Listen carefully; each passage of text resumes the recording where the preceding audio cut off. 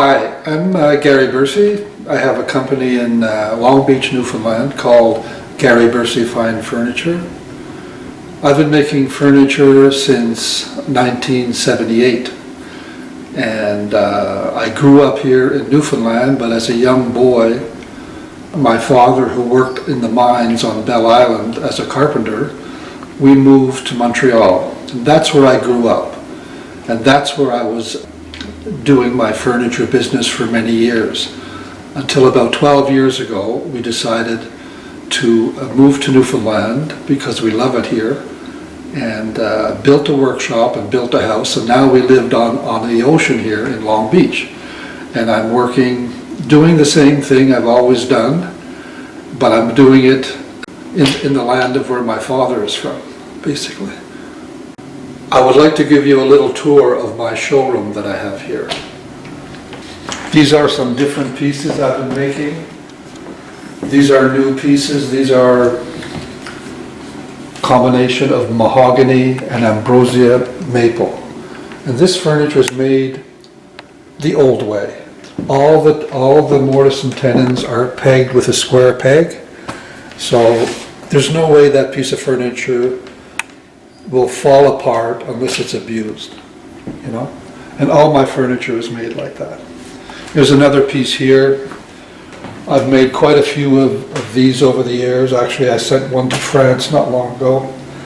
And the pieces are all in the same vein. They're all made. When I went to cabinet making school, I learned wood joinery, how wood is joined together, how wood works.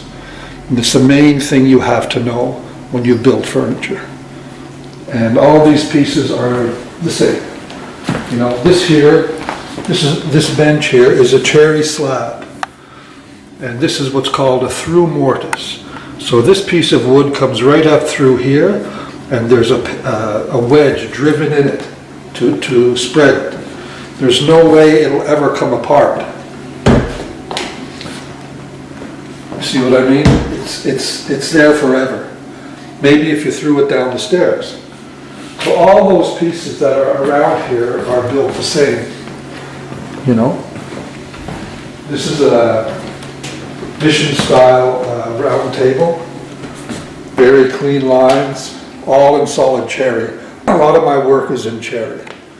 But I have been collecting wood over the years and brought it all to Newfoundland here with me. I'm using it now. Like, these are more of these cherry slabs. These slabs come from Knowlton, Quebec, a lot of them.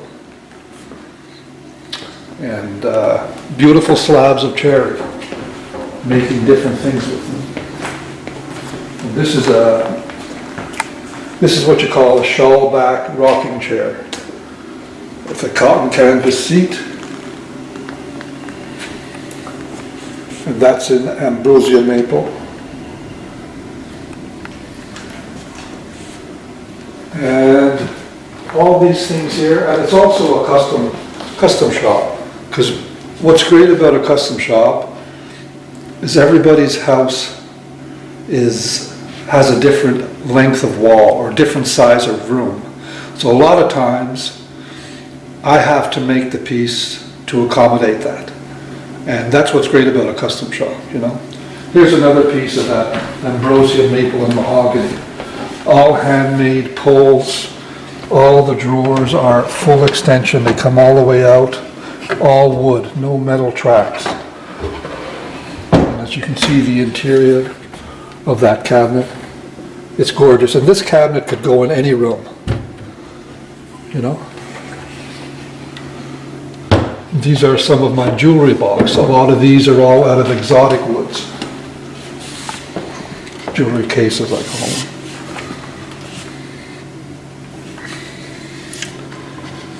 call them. All my furniture is signed with a number, and I have a book, and it's all recorded. How long would it take a commission like this Like for this? a cabinet? Yes. Well, to build a cabinet like this, I'm probably looking at, because these days, I would say I'm somewhat semi-retired. So I always pace myself and give myself enough time to do the job. So this thing here would probably take me 6 weeks to make, you know. This is finished in a Waterlux tung oil finish. So all you need for that to keep it maintained is a damp cloth to clean it off, that's it. Nothing else, no furniture polish. Because furniture polish, it has a silicone and it builds up and the furniture becomes very shiny. Basically ruins the piece of furniture, as far as I'm concerned. So all this stuff, it needs a damp cloth, that's it.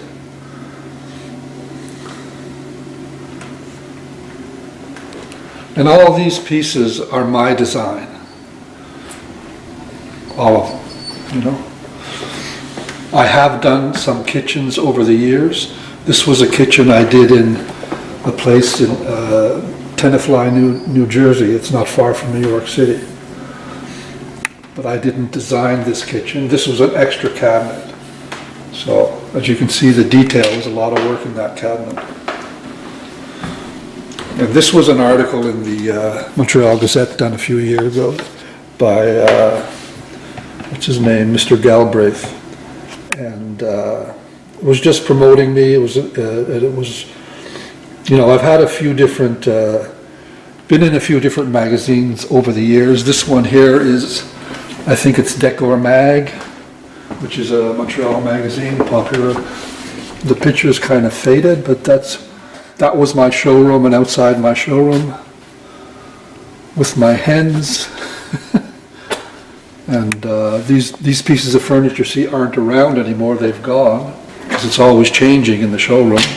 What do you think about this trend of buying furniture that you can assemble at home? Not a fan. No, I sent years ago in Montreal, I don't know, it was before your time, there was a men's clothing store called J.J. Farmer, right? And I did a lot of work for them. I built some of their stores across Canada. They had different deals with different companies, and they would, in a bigger store, they would get a certain amount of square feet and put all their store fixtures, and all their store fixtures were all done in shaker-style cherry store fixtures. So I was building all that in my showroom, and I was delivering it and installing it. One was at a Parisienne store in Atlanta. So we built it in the shop, we drove it down, we set it up, and I ran with those guys for a while, building their stores. They were also doing something similar to that in Japan. So at some point I sent over 100 pieces of furniture to Japan, you know, but even the Japanese approached me. They wanted to get big amounts of this breakdown furniture, which to me I didn't really want to get involved with. I understand why they did it, because you could send a small package of a chair as opposed to a chair, which shipping costs and everything. But they were asking me prices for 1, 10, 100, 1,000, 10,000. I was a small shop, I didn't want to get involved. But at the same time, they were asking me to do it, you know. And but after the J.J. Farmer store kind of ended, I also did other stores. I did Benetton stores, which is a huge store in North America and Europe. At the time, they're talking 20-odd years, 25 years ago, they had 250 stores in North America and 250 stores in Italy, right? And very popular store. And I built, I think, 5 Benetton stores across Canada, Saskatoon, Toronto, Montreal, those places. But I ran with those guys for a while, but it was very stressful work, very stressful schedules. The people were very nice. I mean, even the guy, Sergio for Benetton, you know, he says, the day you don't have my store ready is the day I'm losing money. So I had to really stick to a tight schedule, and I was a small shop, so it was very stressful.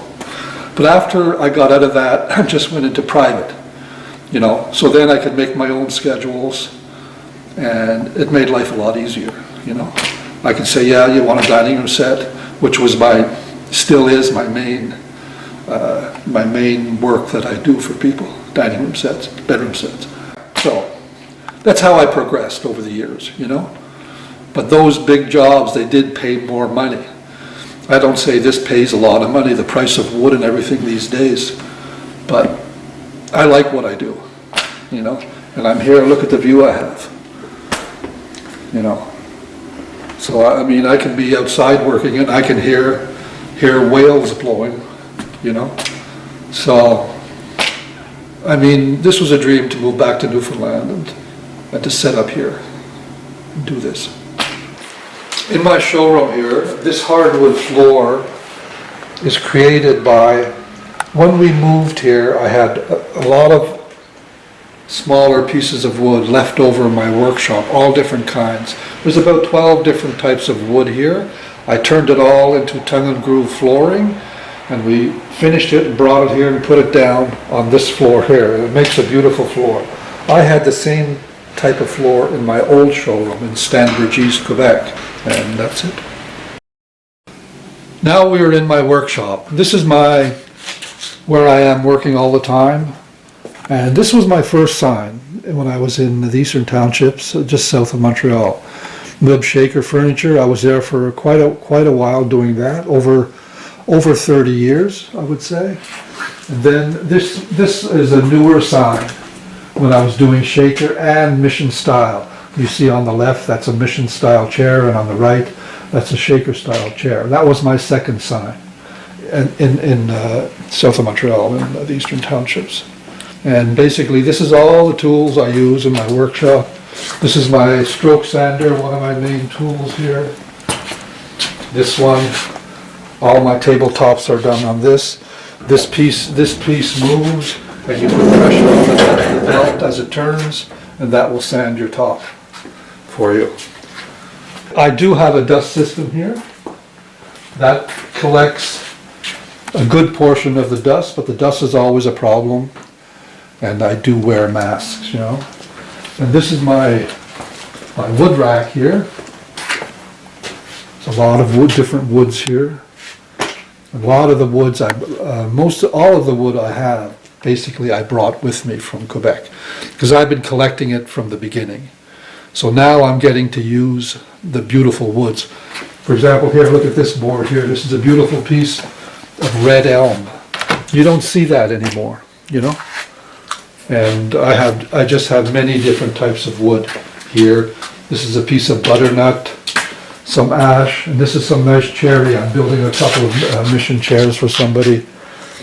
And cherry's been my go-to wood over the years. Always, most of my stuff has been in cherry. And people do like it, you know.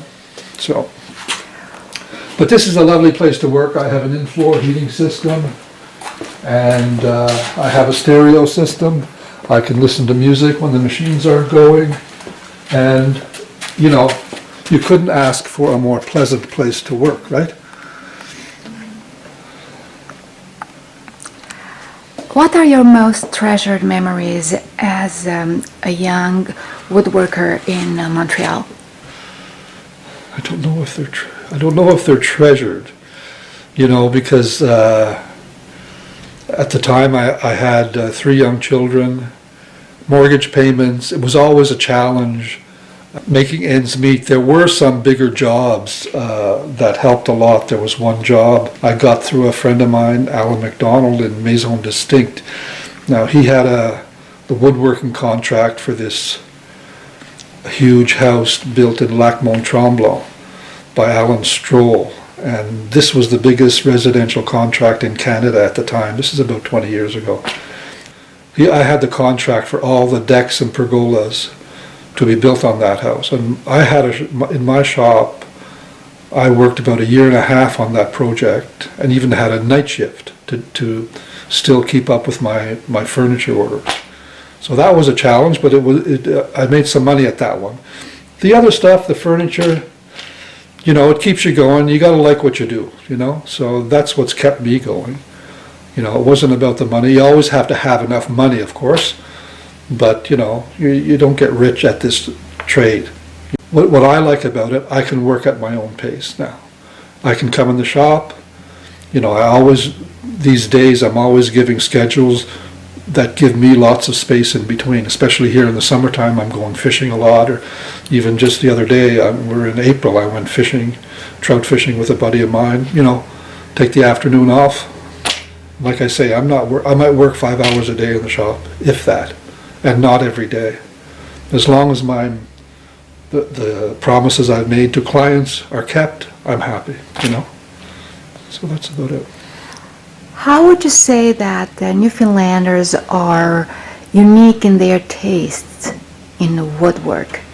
Everyone has different tastes, you know, and Newfoundland, it's a bit different because they're not used to seeing what I call high-end handmade furniture. Only a certain, it's always been the same, even in Quebec, you know, and I was in a very well-to-do area of Quebec, in the eastern townships. You know, people with second homes and stuff like that. Here, it's more the people, it's more the, I don't know if I should say that, but the wealthier people. You know, like, they're the ones that can afford it, and they're the ones, but the average working guy in Newfoundland sometimes, I think he can appreciate more buying a truck or a skidoo than a fine furniture, because they're not used to it. You know what I mean? So that's one thing about here, but there are always people that know the difference and are willing to pay it. And you know, over the years, here and in Quebec, there's always been people that they've ordered a piece of furniture and they don't ask the price until they're leaving. You know, they're getting it anyways, you know? So it's been like that over the years. How can people find you? Well, I have a website, Gary Bursey Fine Furniture, and I'm between Goobies and Clarenville in Newfoundland, Route 204. There's a couple of blue signs on the highway. It's only 10 minutes down the road. And there's a sign up by the workshop, and that's where I am.